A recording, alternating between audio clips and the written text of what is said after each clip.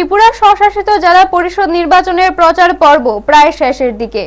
এই শেষ লগ্নে দলীয় প্রার্থীর সমর্থনে মাঠে নেমে প্রচার ও সাংগঠনিক কর্মসূচিতে অংশ নিলেন প্রাক্তন কেন্দ্রীয় প্রতিমন্ত্রী প্রতিমা ভৌমিক।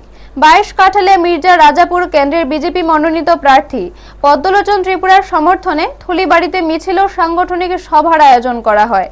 কর্মসূচিতে উপস্থিত ছিলেন বিধায়ক বিন্দু দেবনাথ সহ দলের অন্যান্য নেতৃত্বরা। প্রথমে দলীয় কর্মীদের নিয়ে একটি সাংগঠনিক বৈঠকে অংশ নেন প্রতিমা ভৌমিক, বিধায়ক বিন্দু দেবনাথ এবং প্রার্থী পদ্মলোচন ত্রিপুরা।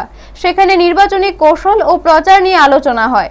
এরপর থলিবাড়ি বাজার এলাকায় দলীয় কর্মী সমর্থকদের নিয়ে একটি মিছিল অনুষ্ঠিত হয়। মিছিলে দলীয় পতাকা হাতে নিয়ে কর্মীদের সঙ্গে পায়ে পা মিলিয়ে পুরো বাজার এলাকা পরিক্রমা করেন প্রতিমা ভৌমিক।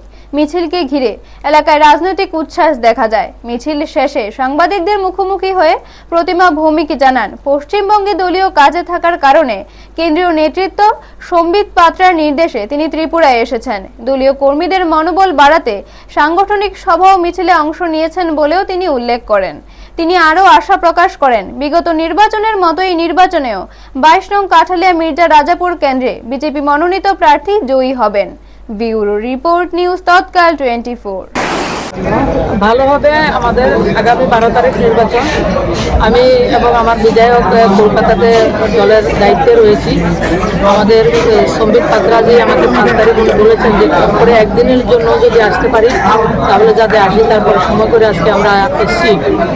তো সব কার্যকর্তাদের সঙ্গে 10 জায়গায় যাওয়া সম্ভব হয়নি। সব কার্যকর্তাকে এক জায়গায় করে তাদের সঙ্গে কথা বলেছি এবং তাদেরকে উৎসাহী বর্ধন করার লোক এবং আগামী দিনও যাতে আমরা এই সিটকে রিটেন করতে পারি সেই জন্য কাজ করার জন্য কথা বলেছি।